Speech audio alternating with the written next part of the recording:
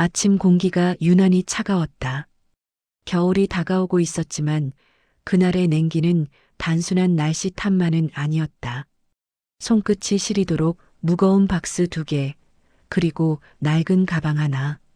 내 전 재산이라 부를 만한 것들이었다.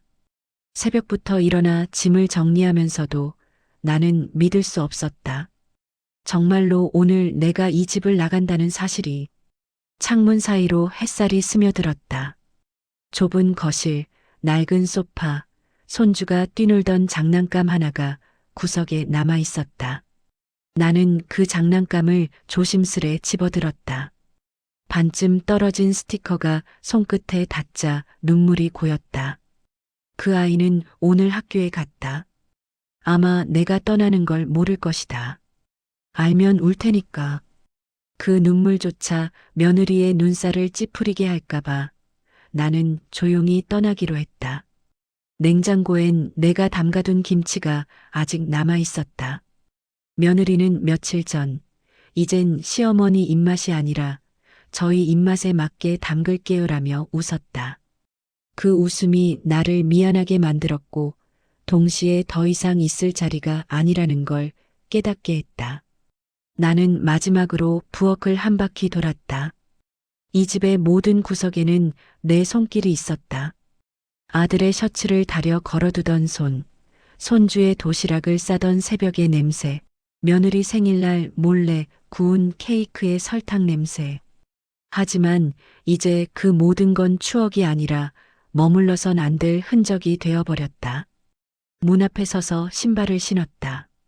낡은 운동화 끈이 잘 묶이지 않아 한참을 허리 숙이고 있었다. 그때였다. 방문이 살짝 열리며 며느리가 나왔다. 어머니, 벌써 나가세요? 그녀의 얼굴에는 미안함보다는 안도 같은 게 비쳤다. 나는 억지로 미소를 지었다. 그래, 날도 추워지니까 그 전에 자리 옮기는 게 좋을 것 같아서. 그녀는 아무 말 없이 고개를 끄덕였다. 말 대신 작은 봉투 하나를 내밀었다. 이거 아들이 준비했어요. 이사비 좀 쓰세요.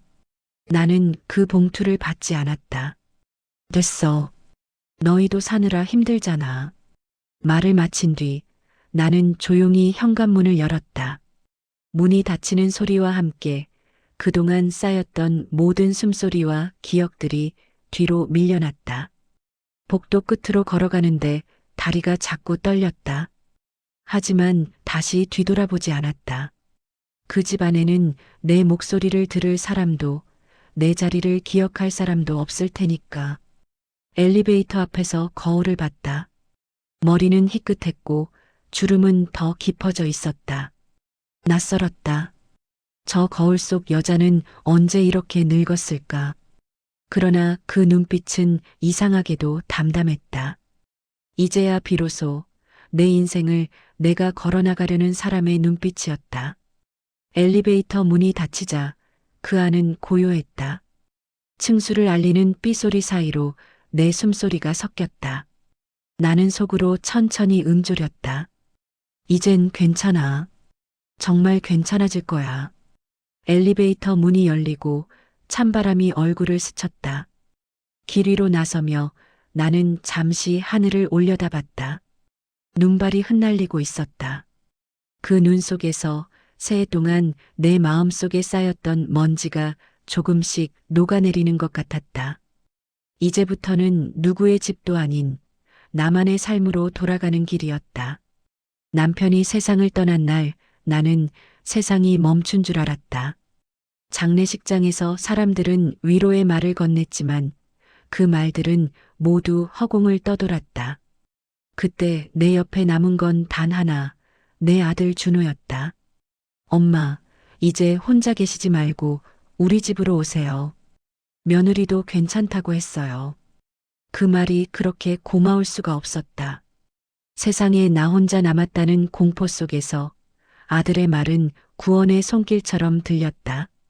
그날 이삿짐을 싸면서 나는 참 많이 울었다. 남편의 낡은 셔츠 하나, 우리가 함께 골랐던 찻잔 세트, 두 사람이 걸었던 사진 한 장. 그 모든 게 갑자기 낯설게 느껴졌다. 그래도 속으로는 다짐했다. 이제부터는 아들에게 짐이 되지 않게 살아야지. 아들 집에 도착했을 때 며느리의 표정은 조금 굳어 있었다. 어머니, 방은 작지만 따뜻할 거예요. 편하게 지내세요. 그녀의 말에는 진심이 섞여 있었지만 미묘한 거리감도 있었다. 그래도 나는 감사했다. 새로 시작하는 인생이라 생각했다. 손주는 내 품에서 깔깔대며 웃었다. 그 웃음에 모든 게 보상받는 듯했다.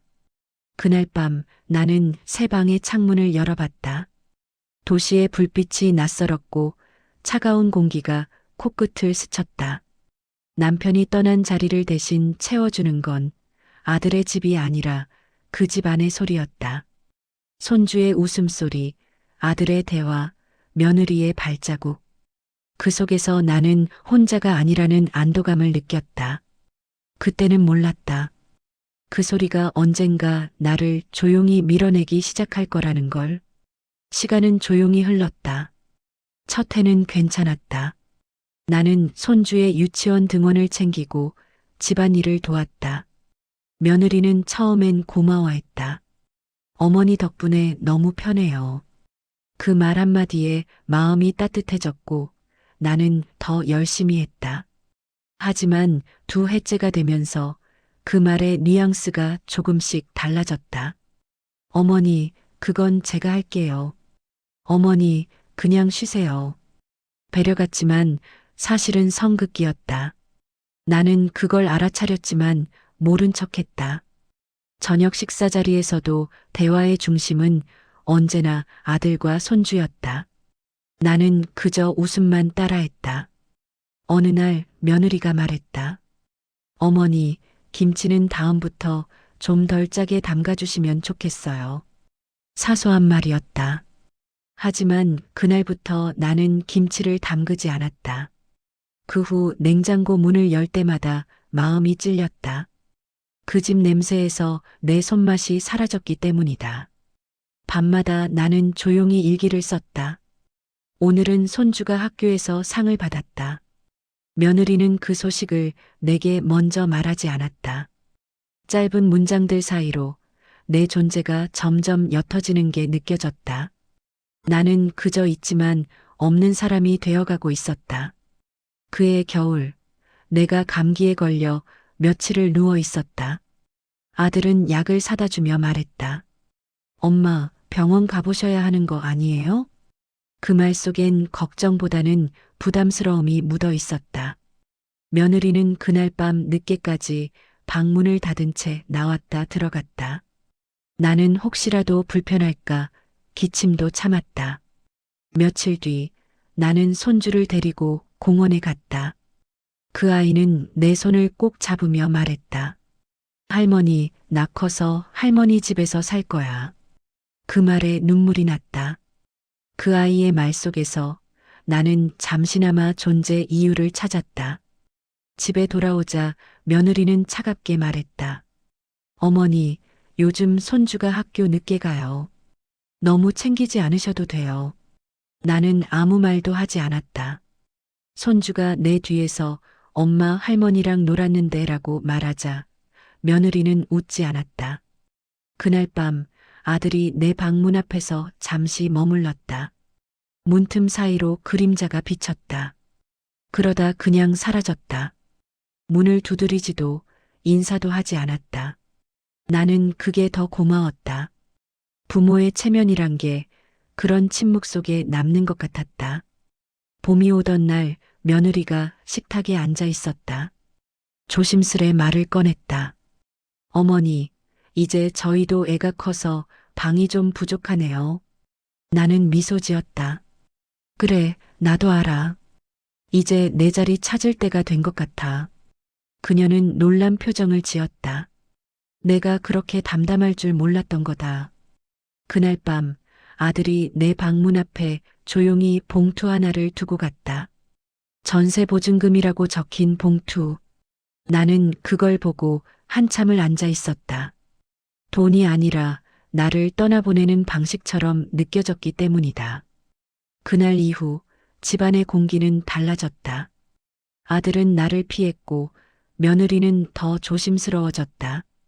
손주는 여전히 밝았지만 그 아이의 웃음 뒤로 며느리의 눈빛이 따랐다. 나는 그 눈빛이 두려웠다. 그래서 떠나기로 했다.